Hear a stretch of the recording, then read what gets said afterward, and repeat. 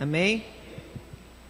Bom, nós estamos numa campanha, e essa campanha é algo que todos nós temos que desejar e anelar no nosso coração, que a nossa família seja salva. Algumas pessoas ainda não entenderam bem o teor disso, mas os que já entenderam, que estão participando, saiba disso, querido, que Deus é Deus que ouve as nossas súplicas. Deus é Deus que sabe qual o desejo do nosso coração. Nós acabamos de ler aqui no Salmo.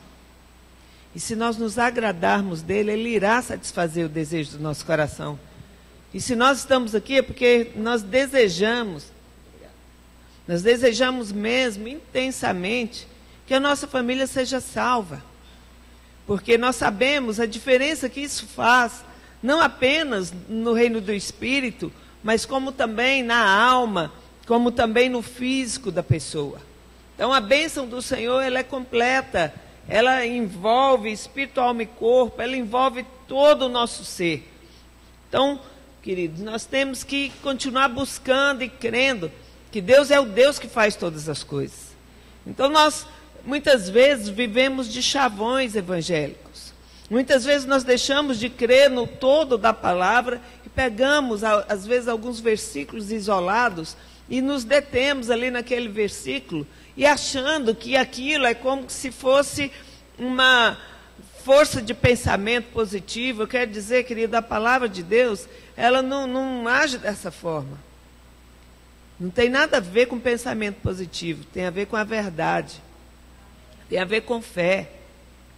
A pessoa, para ter pensamento positivo, ela tem que se esforçar para ter pensamento positivo.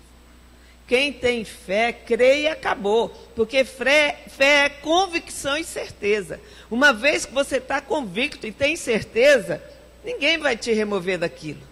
Ninguém. Então, é por fé, é crer que a palavra de Deus diz. E nós estamos batendo nesse versículo. Eu e a minha casa serviremos ao Senhor. Mas nós temos que ver tudo o que aconteceu quando Josué falou esse versículo. Antes dele falar, o que havia acontecido? Sabemos que Moisés foi o responsável em trazer o povo de Israel do Egito para atravessar o deserto e entrar em Canaã. E Deus deu uma ordem, falou para ele: olha aqui, Moisés, você vai passar com esse povo e vai possuir a terra de Canaã. E lá vocês vão destruir os moradores daquela cidade. E nós sabemos que Moisés, por causa do pecado, por causa de um ato, vamos dizer assim, que ele agiu de uma maneira completamente contrária ao que Deus tinha dito, porque Deus tinha falado para ele falar a rocha pela segunda vez. A primeira ele bateu na rocha, a segunda era para ele falar a rocha, e ao invés disso ele bateu na rocha pela segunda vez. E por causa disso ele não entrou na terra prometida. Mas ele chegou até na fronteira, ele chegou até na beirada. E quando chegou lá, ele mandou os espias espiar aquela terra. E sabemos que foram 12 espias, um de cada tribo. E esses espias voltaram com um relatório. E eles disseram que aquela terra era uma terra de gigantes, era uma terra que engolia as pessoas. Que não tinha como eles entrarem naquele lugar, porque aquelas pessoas eram mais fortes do que eles. Apenas, queridos, Josué e Caleb tiveram uma postura diferente. Dos espias, o que foi Caleb. E Caleb, quando voltou, falou: não, vamos, porque não é bem assim. Se Deus prometeu, Deus vai dar. E Josué era um discípulo de Moisés que cria também, cria em Deus, porque ele não arredava o pé de perto de Moisés. Ele foi o sucessor de Moisés. E por causa disso, Deus falou que os únicos que entrariam na terra seriam Josué e Caleb.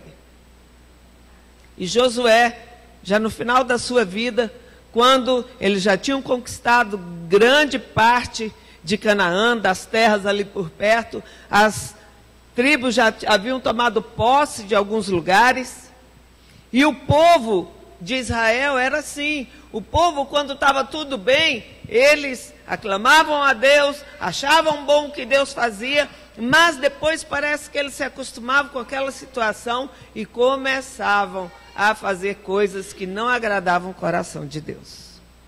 E muitas vezes assim somos nós também. As coisas vão indo muito bem e a gente começa a se acomodar, e quando pensa que não, a gente começa a fazer coisas que não agradam o coração de Deus. Aí vem uma luta, aí vem uma dificuldade, aí a pessoa corre de novo para os pés do Senhor, começa a clamar novamente pelo Senhor, o Senhor vem, intervém, abençoa, e assim vai como um ciclo.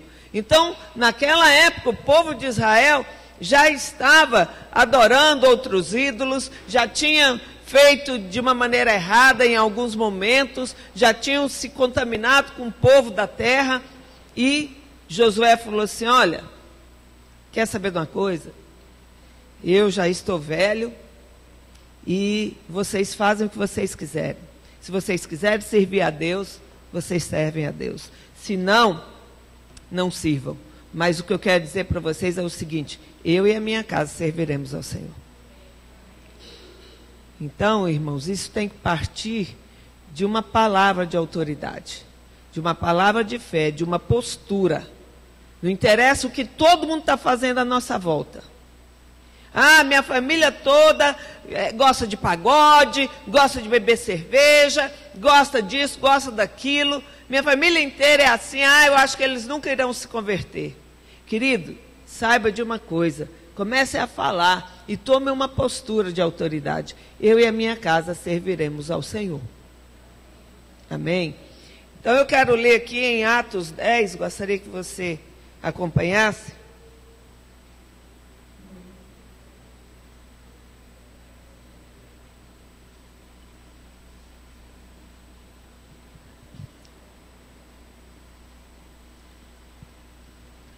Vamos lá. É um pouquinho longo, mas eu gostaria que você prestasse bastante atenção. Se você está com a Bíblia, acompanha na Bíblia. Se não, não sei se vão colocar aqui. Mas preste atenção, querido. Atos 10. Morava em Cesareia um homem de nome Cornélio, centurião da corte chamada italiana, piedoso e temente a Deus com toda a sua casa, e que fazia muitas esmolas ao povo, e de contínuo orava a Deus. Esse homem observou claramente durante uma visão, cerca da hora 9 do dia, um anjo de Deus que se aproximou dele e lhe disse: Cornélio. Este, fixando nele os olhos e possuído de temor, perguntou: que é, Senhor? E o anjo lhe disse: as tuas orações e as tuas esmolas subiram para a memória diante de Deus. Agora, envia mensageiros a Jope e manda chamar Simão, que tem por sobrenome Pedro. Ele está hospedado com Simão, curtidor, cuja residência está situada à beira-mar. Logo que se retirou o anjo que lhe falava, chamou 2 dos seus domésticos e um soldado piedoso dos que estavam ao seu serviço, e, havendo-lhes contado tudo, enviou-os a Jope. No dia seguinte, indo eles de caminho e estando já perto da cidade, subiu Pedro ao eirado por volta da hora 6, a fim de orar. Estando com fome, quis comer, mas enquanto lhe preparavam a comida, sobreveio-lhe um êxtase. Então viu o céu aberto e descendo um objeto como se fosse um grande lençol, o qual era baixado à terra pelas 4 pontas, contendo toda a sorte de quadrúpedes, répteis da terra e aves do céu. E ouviu-se uma voz que se dirigia a ele: levanta-te, Pedro, mata e come. Mas Pedro replicou: de modo nenhum, Senhor, porque jamais comi coisa alguma comum e imunda. Segunda vez a voz lhe falou: ao que Deus purificou, não consideres comum. Sucedeu isto por 3 vezes, e logo aquele objeto foi recolhido ao céu. Enquanto Pedro estava perplexo sobre qual seria o significado da visão, eis que os homens enviados da parte de Cornélio, tendo perguntado pela casa de Simão, pararam junto à porta. E chamando, indagavam se estava ali hospedado Simão por sobrenome Pedro. Enquanto meditava Pedro acerca da visão, disse-lhe o Espírito: estão aí 2 homens que te procuram. Levanta-te, pois, desce e vai com eles, nada duvidando, porque eu os enviei. E descendo Pedro para junto dos homens, disse: aqui me tendes, Sou eu a quem buscais? A que viestes? Então disseram: o centurião Cornélio, homem reto e temente a Deus, e tendo bom testemunho de toda a nação judaica, foi instruído por um santo anjo para chamar-te à sua casa e ouvir as tuas palavras. Pedro, pois, convidando-os a entrar, hospedou-os. No dia seguinte levantou-se e partiu com eles. Também alguns irmãos dos que habitavam em Jope foram em sua companhia. No dia imediato entrou em Cesareia. Cornélio estava esperando por eles, tendo reunido seus parentes e amigos íntimos. Aconteceu que, indo Pedro a entrar, lhe saiu Cornélio ao encontro e prostrou-se-lhe aos pés e o adorou. Mas Pedro o levantou, dizendo: ergue-te, que eu também sou homem. Falando com ele, entrou, encontrando muitos reunidos ali, a quem se dirigiu, dizendo: vós bem sabeis que é proibido a um judeu ajuntar-se, ou mesmo aproximar-se a alguém de outra raça. Mas Deus me demonstrou que a nenhum homem considerasse comum ou imundo. Por isso, uma vez chamado, vim sem vacilar. Pergunto, pois, por que razão me mandaste chamar? Respondeu-lhe Cornélio: faz hoje 4 dias que por volta desta hora estava eu observando em minha casa a hora 9ª de oração, e eis que se apresentou diante de mim um varão de vestes resplandecentes e disse: Cornélio, a tua oração foi ouvida e as tuas esmolas lembradas na presença de Deus. Manda, pois, alguém a Jope a chamar Simão por sobrenome Pedro. Acha-se este hospedado em casa de Simão, curtidor à beira-mar. Portanto, sem demora mandei chamar-te, e fizeste bem em vir. Agora, pois, estamos todos aqui na presença de Deus, prontos para ouvir tudo o que te foi ordenado da parte do Senhor. Então falou Pedro, dizendo: reconheço por verdade que Deus não faz acepção de pessoas. Pelo contrário, em qualquer nação, aquele que o teme e faz o que é justo lhe é aceitável. Essa é a palavra que Deus enviou aos filhos de Israel, anunciando-lhes o evangelho da paz por meio de Jesus Cristo. Este é o Senhor de todos. Vós conheceis a palavra que se divulgou por toda a Judéia, tendo começado desde a Galiléia, depois do batismo que João pregou. Como Deus ungiu a Jesus Nazaré com o Espírito Santo e com poder, o qual andou por toda parte, fazendo bem e curando a todos os oprimidos do diabo, porque Deus era com ele. E nós somos testemunhas de tudo que ele fez na terra dos judeus e em Jerusalém, a qual também tiraram a vida pendurando-o no madeiro. A este ressuscitou Deus no 3º dia e concedeu que fosse manifesto, não a todo o povo, mas às testemunhas que foram anteriormente escolhidas por Deus. Isto é, a nós que comemos e bebemos com ele, depois que ressurgiu dentre os mortos. E nos mandou pregar ao povo e testificar que ele é quem foi constituído por Deus juiz de vivos e de mortos. Dele todos os profetas dão testemunho de que por meio do seu nome, todo aquele que nele crê, recebe remissão de pecados. Ainda Pedro falava estas coisas quando caiu o Espírito Santo sobre todos os que ouviu a palavra. E os fiéis que eram da circuncisão, que vieram com Pedro, admiraram-se, porque também sobre os gentios foi derramado o dom do Espírito Santo, pois os ouviu falando em línguas e engrandecendo a Deus. Então perguntou Pedro: porventura pode alguém recusar a água para que não sejam batizados estes que, assim como nós, receberam o Espírito Santo? E ordenou que fossem batizados em nome de Jesus Cristo. Então lhe pediu que permanecesse com eles por alguns dias. Amém, irmãos? Essa palavra vem falar que Deus é um Deus que não faz acepção de pessoas. Que Deus é um Deus que presta atenção nos atos de qualquer pessoa. Sabemos que Jesus Cristo veio para os judeus, mas os judeus o recusaram. Mas a todos quanto receberam, deu-lhes o poder de serem feitos filhos de Deus, a saber, aos que creem no seu nome. Então aqui, a gente vê que quando começou, assim que Jesus veio e cumpriu toda a obra dele aqui na terra, que morreu e ressuscitou e ainda ficou 40 dias andando aqui com os discípulos, e depois que ele foi assunto aos céus, que ele subiu, o que aconteceu? Os seus discípulos começaram a pregar o evangelho. Mas eles ainda eram muito presos à religiosidade, eram ainda muito presos à doutrina judaica. Pedro principalmente. Então Pedro, ele se considerava, vamos dizer aqui, mais santo do que Deus. Às vezes a gente fica assim, irmãos, a gente acha que nós somos mais santos, mais justos do que o Senhor. Tem coisas que a gente acha inadmissível Deus abençoar. Tem coisas que a gente acha inadmissível Deus tomar providência. E a gente fala, mas como que Deus vai fazer isso? Como que Deus pode salvar essa pessoa? Como que Deus pode salvar um assassino, um bandido, um estuprador? É assim que Deus faz. Ele não faz acepção de pessoas.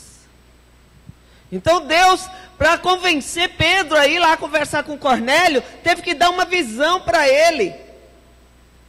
Teve que esperar uma situação que Pedro estava com fome, queria comer. Deus traz uma visão com tudo quanto era animal imundo num lençol e fala para Pedro, mata e come. E Pedro fala, não cai nessa não. Até hoje eu nunca comi coisa imunda, nunca comi nada que era comum. Sabe, queridos, é como se Deus estivesse falando, é o próprio Deus falando aqui com Pedro, mas às vezes Deus fala conosco e a gente toma uma postura de quê? De tradição. Não, eu sempre fiz assim, não é agora que eu vou mudar, não Deus. O senhor deve estar enganado, porque não é bem por aí não. Sabe, irmãos, Deus é que sabe de todas as coisas. Se Deus quiser mudar, Ele muda. Se Deus quiser quebrar, Ele quebra. Se Deus quiser edificar, Ele edifica. Se Deus quiser remover, Ele remove. Se Deus quiser trazer, Ele traz. Se Deus quiser levantar, Ele levanta. Se Deus quiser abater, Ele abate, porque Ele é Deus. Porque Ele é Deus.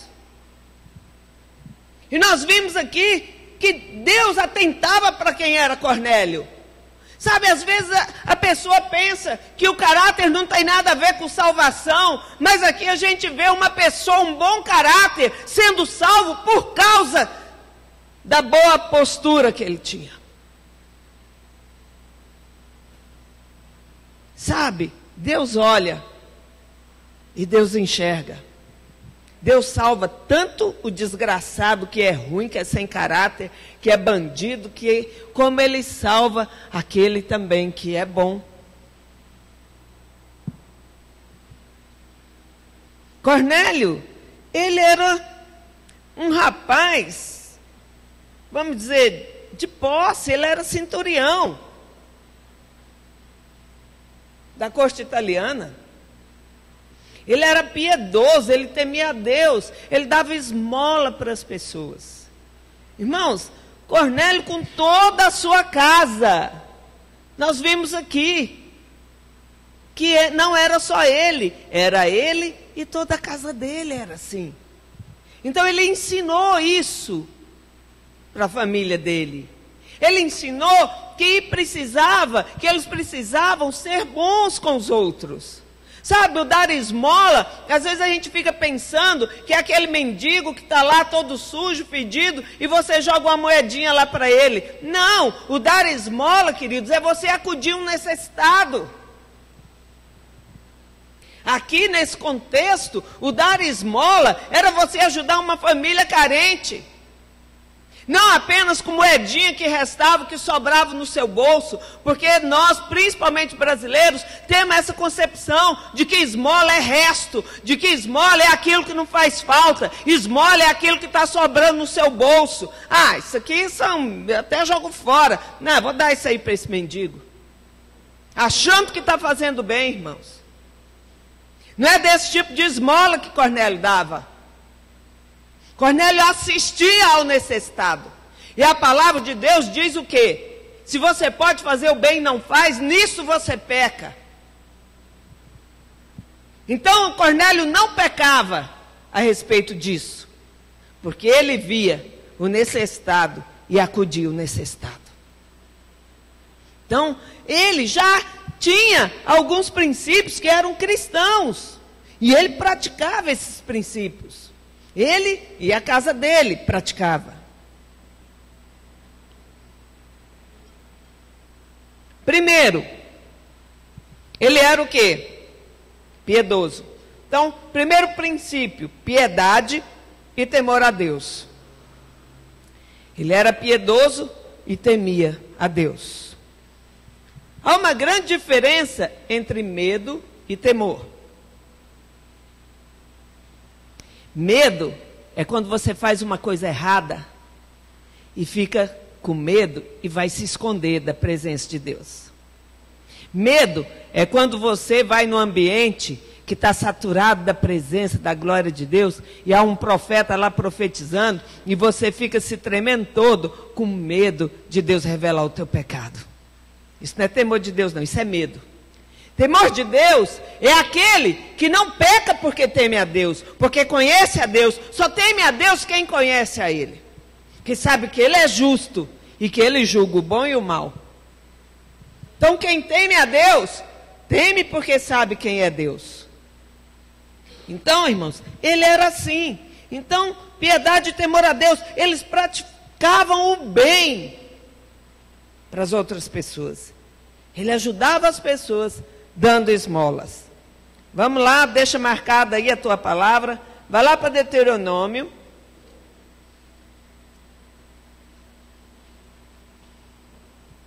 (15).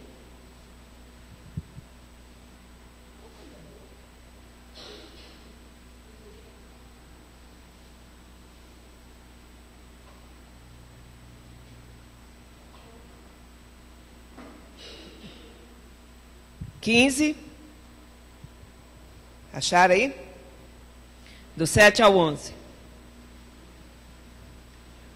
Quando entre ti houver algum pobre de teus irmãos em alguma das tuas cidades, na tua terra que o Senhor teu Deus te dá, não endurecerás o teu coração, nem fecharás as mãos a teu irmão pobre.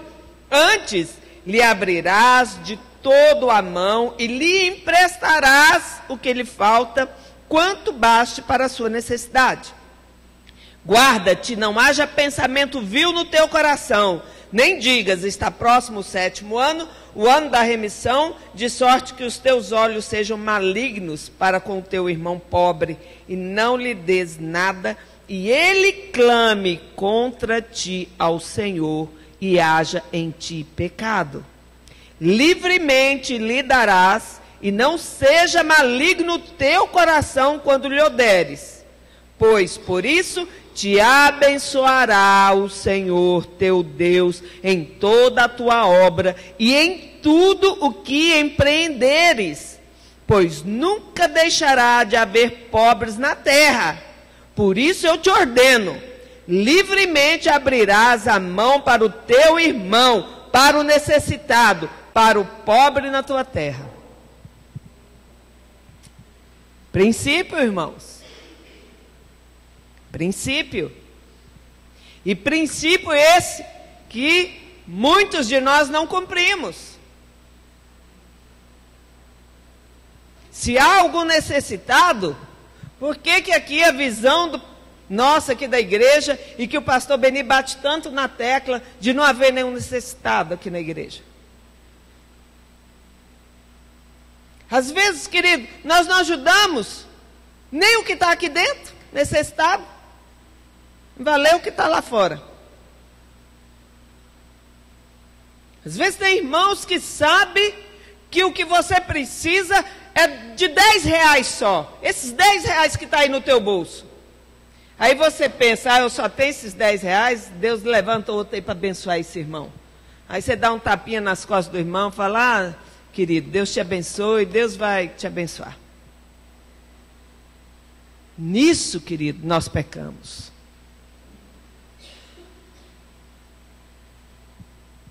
Lucas 11. Carol e Vanessa, por favor, desde a hora que vocês chegaram, né?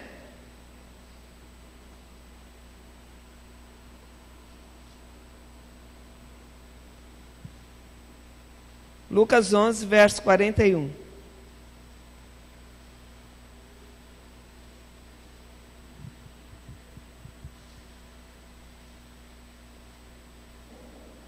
Aqui Jesus estava falando aos fariseus. E ele estava dizendo, vamos ver no 39. Vós, fariseus, limpais o exterior do copo e do prato, mas o vosso interior está cheio de rapina e perversidade. Insensatos, quem fez o exterior não é o mesmo que fez o interior? Antes dai esmola do que tiverdes, e tudo vos será limpo. Aí você pensa assim, poxa, mas o que tem a ver esmola com estar limpo por dentro? É o que nós lemos lá em Deuteronômio. Que o teu coração não seja maligno. Então a palavra de Deus está dizendo, se você vê um necessitado, se você vê um pobre, e você não o ajuda, você está sendo maligno.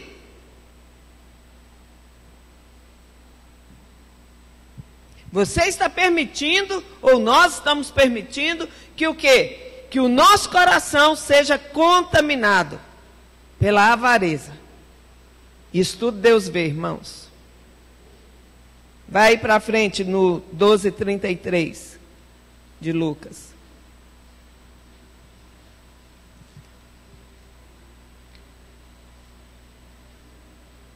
Vamos ver o 32 até o 34. Não temais, ó pequenino rebanho, porque vosso Pai se agradou em dar-vos o seu reino. Vendei os vossos bens e dai esmola. Fazei para vós outros bolsas que não desgastem, tesouro inextinguível nos céus, onde não chega o ladrão nem a traça consome, porque onde está o vosso coração, aí estará também o vosso. Onde está o teu tesouro, aí estará também o vosso coração. Então, irmãos, nós temos que nos adentar a isso. Então, nós temos que ter um coração bondoso, fazer o bem, sem se importar com quem é. Então, é um princípio. E Cornélio tinha esse princípio e praticava esse princípio. Ele era bondoso com os que eram necessitados. Ele dava esmola e acudia. E eu creio que ele emprestava sem esperar que a pessoa pagasse. Então, só pratica o bem quem teme a Deus, irmãos. Só pratica o bem quem teme a Deus e quem tem o Senhor. Nós vimos aqui que Cornélio orava também. Então a Deus, ele conhecia a Deus, ele buscava a Deus, ele orava a Deus. Sabe, tem pessoas que acham que só orar resolve. Não. Tem outros que acham que só fazer o bem resolve. Não. Tem que ter os dois. Tem que ter a oração e tem que ter a prática. Sabemos que tem religiões aí que vivem fazendo o bem, mas fazem de uma maneira errada. Aí você pode pensar, na minha família tem pessoas assim. Pois é, querido, Deus pode alcançar esse tipo de gente também. Como nós vimos aqui, Deus não faz acepção de pessoas. Para Deus não existe ninguém melhor do que ninguém. Deus não faz acepção de raça, de cor, de credo, de nada. A pessoa pode ser o primeiro da religião que ele frequenta, o mais alto grau lá. E se Deus quiser converter aquele coração, Deus vai lá e converte, irmãos. É assim que Deus faz. Mas nós é que temos que orar. Nós é que temos que orar por eles. Nós é que temos que buscar a salvação através das nossas orações e da prática do bem. Então, só pratica o bem, irmãos, quem teme a Deus, quem obedece os seus princípios. E para fazer isso tem que ter fé. Então tem que crer em Deus, em reconhecer que os nossos atos pecaminosos, irmãos, nos trarão consequências terríveis e que o reto proceder trará as bênçãos do Senhor. Então, Deus é justo e Ele diz, se você faz o mal, você vai colher o mal. Se você faz o bem, você vai colher o bem. Então, vamos agir da maneira correta. Então, segundo princípio, vamos dizer assim, a oração. Vamos lá para Provérbios.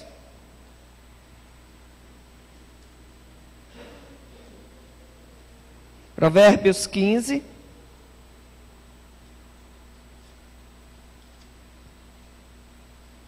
(15, 29).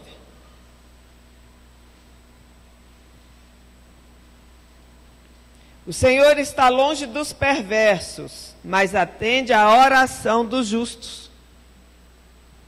Então a palavra de Deus diz que nós somos justos, porque nós somos justificados por Jesus Cristo. Senão a gente não ia para o céu, querido.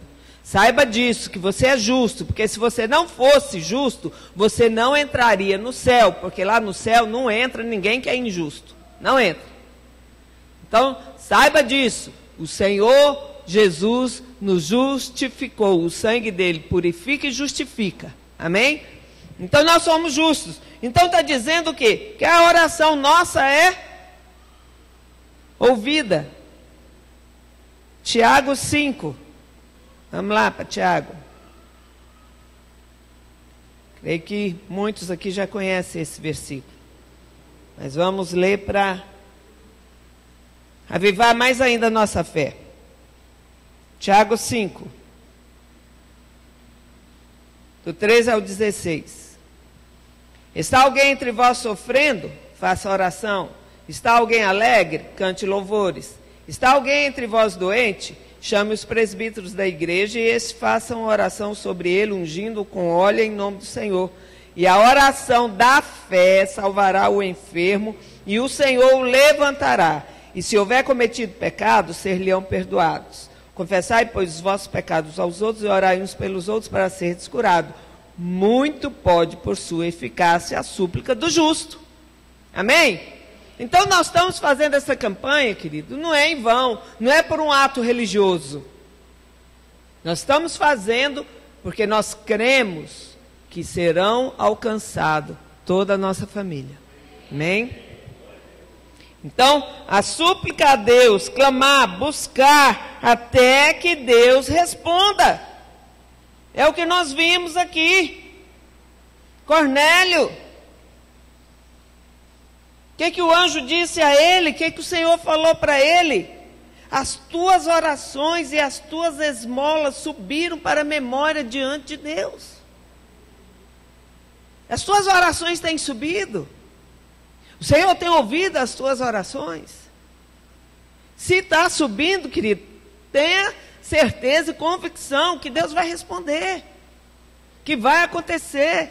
Que uma hora o milagre vai chegar. Que uma hora a salvação vai chegar.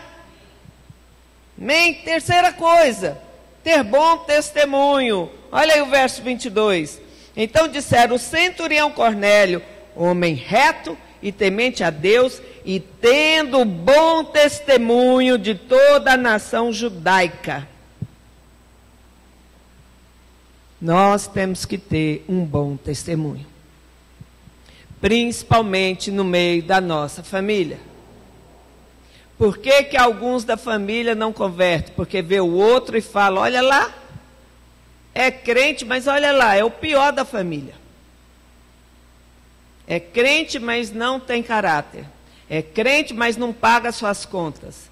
É crente, mas vive gritando. É crente, mas vive fazendo isso, vive fazendo aquilo. O bom testemunho, irmãos, nós somos responsáveis por isso. E não só para a nossa família, para os vizinhos, para as pessoas que estão próximas de nós. Já ouvimos muitas pessoas dizendo, fulano ali diz que é crente, mas Deus me livre de ser crente como ele, prefiro continuar como eu estou. E infelizmente, no meio da nossa família, pode ter pessoas também que acham que o testemunho que nós estamos dando, ou que você está dando, não é conveniente para quem é crente. Não é aceitável. Então, irmãos, nós temos que mudar isso. Porque isso pode ser mudado, não pode? Isso pode ser mudado. E vimos muitas pessoas que, ao serem transformadas, toda a família se converte. Porque fala, poxa, muito milagre, esse aí se converteu, olha aí, Deus fez isso. Toda a família vai atrás. Sabe? Quando Deus salva o líder da família, na família sempre tem um líder. Quando Deus alcança aquele líder, você pode saber que todo o resto da família começa a vir atrás.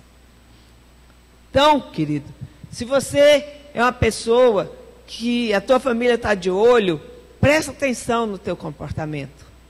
Dê um bom testemunho. Seja um crente de verdade. Não apenas porque as pessoas, alguns acham que ser crente é exigir dos irmãos da família, que nem crente não é, postura de santo. Aí ele se acha mais santo do que os outros que não se converteram ainda. Aí começa a falar da roupa, começa a falar das músicas, começa a falar do que eles comem, do que eles vestem, de onde eles vão, do que eles praticam. Não é assim que se ganha família, irmãos. Não é assim. Não é falando mal deles, mas é dando um bom testemunho. É dando um bom testemunho. Tem pessoas que ganham a família sem abrir a boca. Esse é o melhor testemunho que tem. Então, irmãos, sabe, não seja aquele impertinente, fora de hora, que chega, o tempo todo que você chega, é querendo exigir, é querendo falar, é querendo obrigar eles a fazer coisas que nem você faz. Isso é farisaísmo. Os fariseus que eram assim religiosos. Quem tem o Senhor, quem teme o Senhor, a vida dele flui naturalmente, a santidade flui naturalmente, o bom testemunho flui naturalmente. Cuidado com o mau testemunho, queridos. Cuidado, cuidado. Saiba disso, que os crentes, as pessoas ficam de olho, e as pessoas sabem como deve ser o comportamento de um crente. Se elas começam a falar, fulano faz isso, faz aquilo, é porque eles sabem.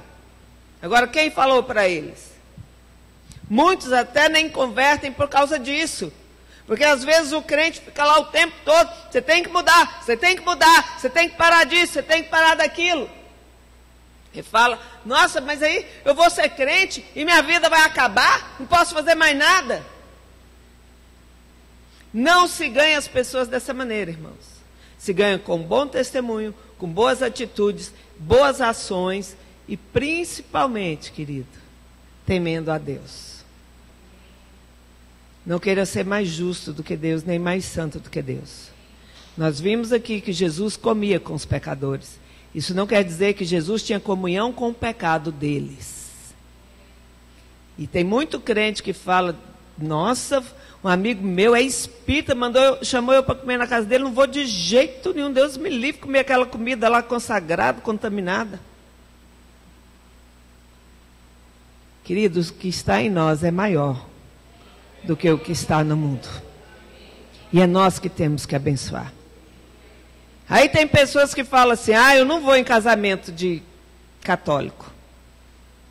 Vamos entrar mais um pouquinho aqui em alguns detalhes. Você se converteu, sua família não.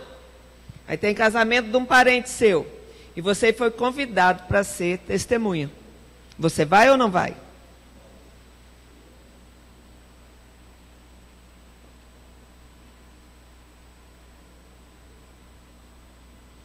Tem alguns que se acham mais crentes do que os outros. Falam, não precisa nem de me chamar que eu não vou. Eu vou. Sabe por quê, queridos? Porque quando eu entro lá, as trevas têm que sair. Quando eu entro lá, estendo a minha mão e abençoo aquele casamento, tudo quanto é maldição que estivesse já estabelecida ali, tem que quebrar. Porque eu que vou fazer a diferença, irmãos. Eu não vou lá para ser como um deles. Eu vou lá para ser como Jesus. Se você vai e faz de uma maneira totalmente errada. Eu e o pastor Beni, eu creio que num dia que nós fomos no casamento de um sobrinho nosso, foi uma das provas maiores que nós tivemos. E esse casamento foi numa igreja católica e uma igreja devota de uma da senhora deles lá. E aí, teve toda a cerimônia, nós éramos testemunha, todo o casamento, aí um momento que já quase no final, apagaram todas as luzes da igreja, e o padre mandou todo mundo voltar era uma imagem que estava incrustada, assim, dentro da parede. Acendeu-se uma luz em volta dessa imagem, que era a tal da senhora deles lá, e o padre mandou os noivos se ajoelharem e pedir a bênção daquela mulher, daquela imagem. Todo mundo se levantou e ergueu a mão para lá. Eu e o Beni sentamos e erguemos a mão para os céus e falamos: Senhor, em nome de... Eles iam orando, a gente ia quebrando. Eles iam orando, a gente ia quebrando.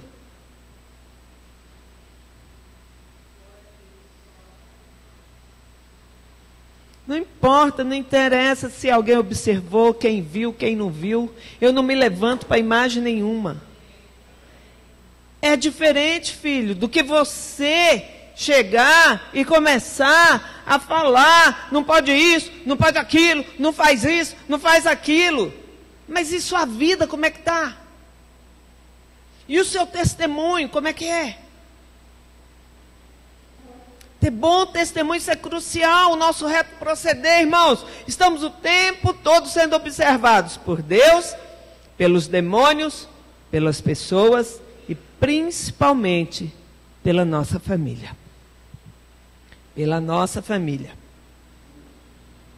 Olha aí no verso 24. No dia imediato entrou em Cesareia Cornélio, estava esperando por eles, tendo reunido seus parentes e amigos íntimos. Irmãos, o quarto princípio aqui: fazer culto na sua casa e convidar a sua família. Convida a família, convida os amigos íntimos, irmãos. Sabe, muitas vezes nós acomodamos na nossa postura de crente, e o que é que nós fazemos? Nós excluímos a família. Excluímos que não são crentes. Não fazemos nem culto na nossa casa. Que culto aqui? Se quiser, eles vão lá na igreja. As pessoas que mais pedem oração em casa são os novos convertidos. Os crentes velhos não fazem isso, irmãos. Não fazem mesmo. Não faz. Mas o crente novo, assim que ele se converte, ele fica louco para levar a igreja lá na casa dele para fazer um culto lá. Sabe para quê? Para convidar os parentes e os amigos.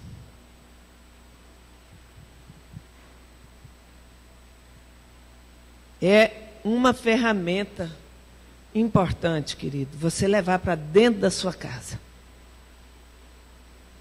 Então, ali, você vai mostrar que eles precisam também de ouvir a palavra, de ouvir o que você está ouvindo. Porque muitas pessoas já têm uma concepção de que os crentes são pessoas chatas, que o culto deles é algo terrível e tantas outras coisas mais. Então você vai mostrar como que é, como que a palavra é algo, sabe, que todos precisam de ouvir. Como se converterão se não ouvirão, se não ouviram a palavra? Como serão salvos se não há quem pregue? Você não precisa ficar martelando ali, falando.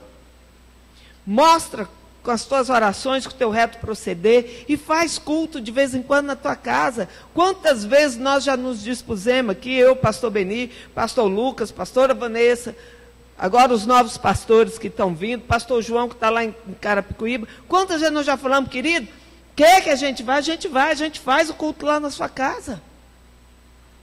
Durante um dia da semana que não tenha culto, a gente vai, leva um louvor, leva a palavra.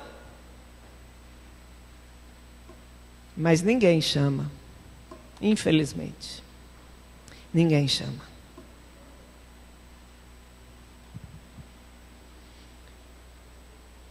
Faça o culto, chame alguém para ministrar. Alguém que não está debaixo de um dogma religioso, mas alguém que prega a palavra da verdade com poder. Uma vez, assim que eu me converti, eu levei uma senhora para falar para minha família. E, infelizmente, irmãos, ela foi e só meteu a lenha nos católicos, e na idolatria e nas imagens.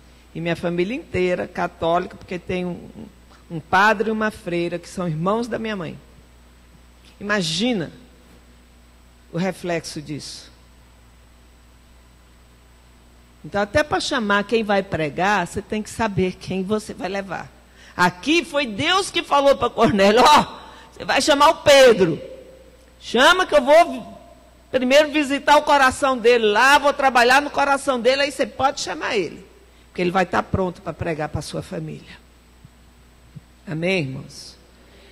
Então, querido, vamos entrar nos princípios corretos, vamos fazer a coisa de maneira correta, mas principalmente, vamos crer que Deus está no comando, que Deus está no controle, que Deus é que salva, não somos nós que salvamos, mas nós somos mensageiros da salvação. Então, se nós não formos enviados a falar, a ministrar, quem vai? Chega um ponto, querido, que você não pode mais falar para a sua família. É só o seu testemunho, é só para a tua vida que eles olham. E quando eles pedem alguma coisa, que você tem que intervir. Mas outra coisa que eles não podem impedir de nós fazermos, irmãos, é de orar por eles. Amém? Então vamos ficar de pé.